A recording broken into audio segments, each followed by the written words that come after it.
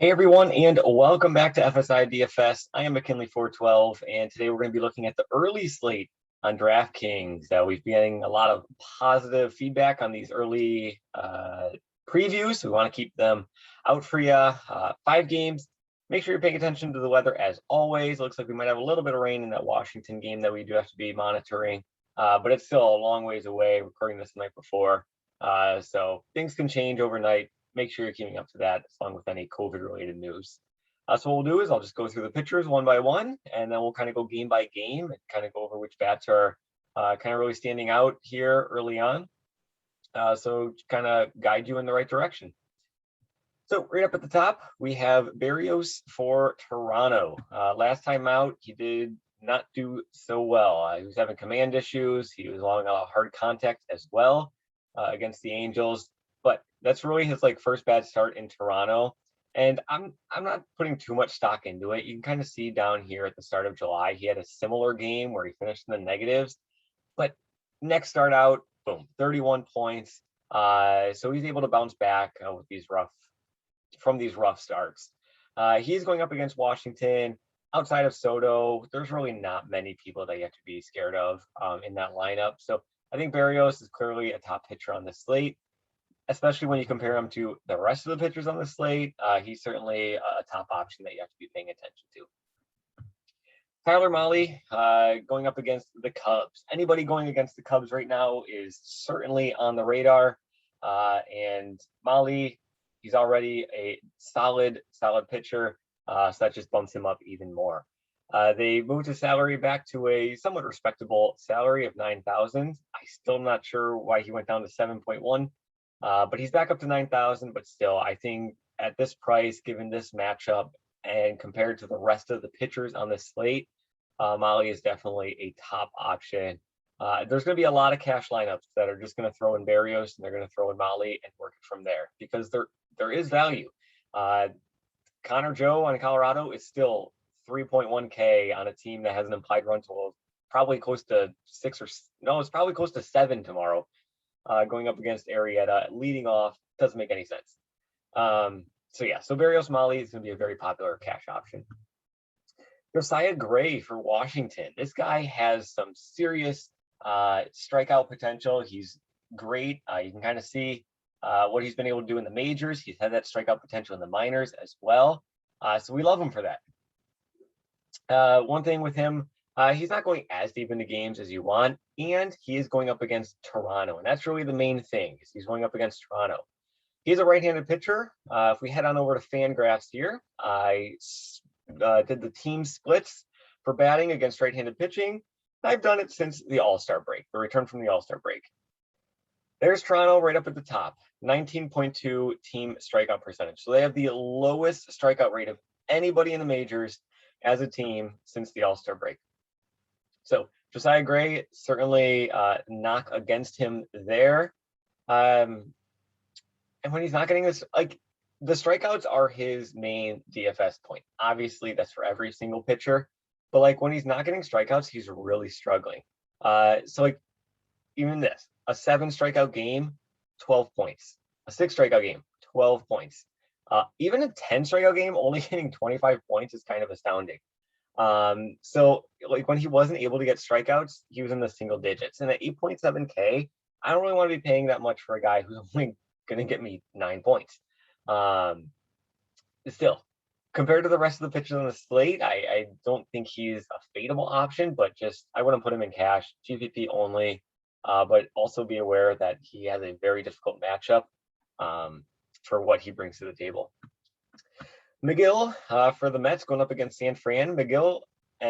San Fran is on the opposite end of the table here. So McGill, a right-handed pitcher. We'll flip this table upside down and we'll see. San Francisco, since the All-Star break, 25.9% team strikeout rate against right-handed pitching. That is the second most in the entire league. McGill, he was a darling at the start and kind of has slumped recently in his past couple of starts, but he should have a nice solid matchup going against San Francisco and being able to create strikeouts. So you can kind of bump him up there a little bit. However, he is still allowing some hard contact that is a little bit concerning that we do have to be paying attention to. He does get a favorable park matchup, but still, it is a San Francisco team that is good. They have decent bats, so I still think, you know, it's going to be Berrios, it's going to be MAHLE as your 1-2 in cash. And then, but like McGill, Gray, it's nothing against them. I still think they're viable for GPP, but yeah. DeSclafani going up against the Mets. The Mets are in free fall mode. DeSclafani, your average pitcher. So he's got a nice, I don't want to say park upgrade. It's his own ballpark. Going up against a weak offense or a struggling offense, a struggling team in general. I'd take McGill over DeSclafani here, but that's just me. PLESAC going up against Minnesota. This dude last start out 32 points. He was on fire, but it's kind of the oddball. If you look throughout his season, he's only had one start that reached 15 points in his past 10, other than his last one right there. So, you know, 8K, a guy who 9 out of 10 times is going to get you 15 or fewer DraftKings points. No, he doesn't cut it point per dollar wise. Minnesota, you know, they lost a lot of their ability with Cruz on the offensive side, but still, you got a weak bullpen behind him. I don't think, even if he has the lead when he's pulled, I don't think that this Cleveland bullpen is going to be able to hold on to it, just because you'll see later when we get into the bullpen numbers. They've also been really struggling since the break. Arrieta, just close your eyes, look away. It's bad. Negative points in 4 of his past 5 starts. Now he's going into Coors Field against Colorado, and I just don't think it's going to go very well. The numbers aren't out yet. No implied run totals, no Vegas odds yet at the moment, but still, this is going to be a bloodbath. So no thanks to Arrieta. Minnesota and Colorado, they haven't released their starting pitchers yet. This is kind of like the guess from DK, Thorpe, and Gonzalez. Either one of them or whoever those two teams send out, I'm not really going to have much interest in at all. So you can kind of cross them off the list. So really, it's just kind of like sticking to the top on this slate. Berrios, MAHLE is going to be kind of your chalky 1-2 in cash. Gray, strikeout pitcher, but against the team that strikes out the least in the majors. McGill going up against a good offense, but they strike out the second most in the entire league against right-handed pitching. DeSclafani and Plesac are just kind of there. You know, I'm not too thrilled about either one of them. And then this is the untouchable zone. So we'll kind of go game by game here. Not going to take too long. Cincinnati against Chicago. Chicago bats, I have no interest in going up against MAHLE. Kind of, that wasn't obvious already. Cincinnati, on the other hand, I've been targeting Cincinnati at home all season long, and it's done very well. We had a takedown in the FSI Discord. Can't remember who it was. So I apologize, but he had a 4-figure takedown. He stacked Cincinnati at home the other day when everybody went to Coors and went to the Dodgers. He went Cincinnati at home, and it made him a whole lot of money. So Cincinnati, whoever the Cubs starter is, I'm going to be locking him in, because right behind whoever the Chicago Cubs trot out is a weak bullpen. Same thing. Bullpen since the All-Star break. Chicago Cubs, 6.93 ERA. Just terrible. This team's in free fall mode. Cincinnati at home is already a great offense. So I'm really looking at anybody that is in their starting lineup. Anybody. They got some great value plays, you know, down here, Nate Quinn, 2.3K. Barnhart, if he starts, you know, lock him in as well. But it's just anybody. India at 4.4 is still way too cheap. I think he needs to be closer to 5. Votto, 5.1. I just think, I don't know why Senzel is the number 1. It's most expensive, but Castellanos at 4.8. Like, I love Cincinnati at home. I love them in this matchup. I think it's going to be great for them. I could go on for a long time, but I won't. Cleveland and Minnesota, this is the game of the value. If you want to be going there, you got Ramirez, you got Reyes, obviously, but then really quick down into the 2K range for all the Cleveland bats. Minnesota, they got an average bullpen. They haven't announced their starter yet. So kind of tough to gauge interest in them, but Cleveland, they're a nice cheap play. Minnesota is just insanely cheap. They have nobody over 4K in their entire lineup. And only a handful of guys that are above 2.7K, which is just insane. So they're going up against PLESAC. I've mentioned that PLESAC had a great last start out, but overall, he's really struggled doing much of anything on the season. And once he gets pulled, we talked about how the Chicago bullpen has been really struggling since then. So is Cleveland. They're a bottom 10 bullpen, which is kind of the opposite. They were doing really well at the start of the season. So they've kind of fallen out of favor with me and their pitching staff. So Minnesota, if you're looking for some cheap plays to kind of pair with those top two pitchers in the Coors Field, this is the game to turn to. I think there's going to be quite a bit of runs and there's going to be a lot of value on the board. Excuse me. And then we hit Coors Field. San Diego, obviously, against if it is Chichi Gonzalez or whoever it is, San Diego, definitely in a great spot. Frazier, Cronenworth, both 4K, just far too cheap. Just a lot of these guys are too cheap on San Diego. 6K for Tatis. It's gonna be tough to fit him, but one nice thing that DK's done is they gave him outfield eligibility. The Cronenworth Tatis double shortstop was not cutting it on, let's see, what was that, Monday night? So DK gave us a nice little boost and gave him the outfield eligibility. So obviously San Diego is going to be a huge team to target, and same with Colorado. And Colorado is going to give you a lot more value. Going up against Arrieta, the guy's got an ERA of like 12 in his past 5 starts. He's been finishing in negative DK in 4 of those past 5 starts. Connor Joe, who could be leading off this team, is still 3.1K. He's just far too cheap.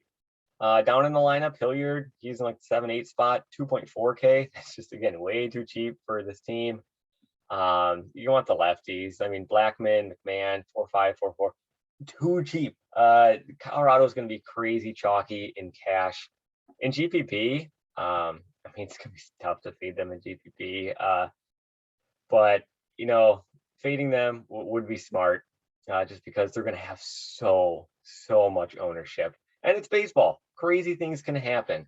Who knows? A couple of weird bounces of the ball and Colorado doesn't do very well. And now all of a sudden your Cincinnati stack is just taken off because everybody went to Colorado. New York Mets, San Francisco. I really just don't have any interest in this game. Both pitchers are average to above average, DeSclafani and McGill. There's injuries to both of these lineups. Bad ballpark for bats. I'm struggling getting interest in this game just because of, the other, you got Coors Field here with bad pitchers. You got Cincinnati going up again at home, which they're like one of the best teams at home in the majors. And then you have this game that's going to see a lot more runs than this New York Mets San Francisco game, and these guys are just way cheaper. So it just makes sense to, if you're gonna do like one-offs or just a mini stack, go to this Cleveland Minnesota game rather than the New York Mets San Francisco. So I don't have too much interest in this 4th game. And then the final game on the slate, Toronto versus Washington. I mentioned Josiah Gray. He's a strong strikeout pitcher, but Toronto, they just do not strike out a lot. So I think that Toronto could be a very sneaky GPP play, just because I don't think if people are paying this much salary, they're probably going to be going to that Coors Field game, or they're paying up for all those top Cincinnati bats. So I think Toronto is probably going to be going a little bit under the radar, and they'll see like Josiah Gray and all the strikeout ability, but take that away. And like I've mentioned, he's had games with 6-7 strikeouts and he's still only getting 11 DK, 12 DK points because, when he's not getting those strikeouts that he wants, he's really struggling. So Toronto, I think, could be a great GPP pivot. And then Washington, no interest. They're like the Cubs. I don't have any interest going up against Berrios. It's Soto and everybody else. It's tough for me to even play Soto at his price because who else is there? If he hits a double, who's he driving home? Because who's on base ahead of him? If he hits a single or if he hits a double, who's driving him home behind him? There's just not much offense to really get excited about in this Washington offense. So I'm off Soto at this price, even as I'm just like everybody else, no interest. So that kind of covers everything. Apologies if I went to real quick. We'll do it again. San Diego, Colorado, super chalky. Colorado is going to be my favorite stack of the day. Cincinnati, love Cincinnati at home going up against this Cubs bullpen. This game, Cleveland, Minnesota is your value game. New York Mets, San Francisco, no interest. And then Toronto, I think is a great GPP flyer. And then Barrios, MAHLE, your cash. Everybody else, GPP. I wouldn't touch anybody below PLESAC though. So that kind of covers everything. Hit that thumbs up button, hit that subscribe button. Check out the links in the description below. We really thank you all for just kind of sticking with us throughout the season. So thank you. Glad you guys are enjoying this early slate content. We do have a main slate video that's going to be coming out. Mega Ruler 31 has that one covered. So make sure you go check that one out and support him as well. So good luck in your contests this afternoon, and we will see you in the next video.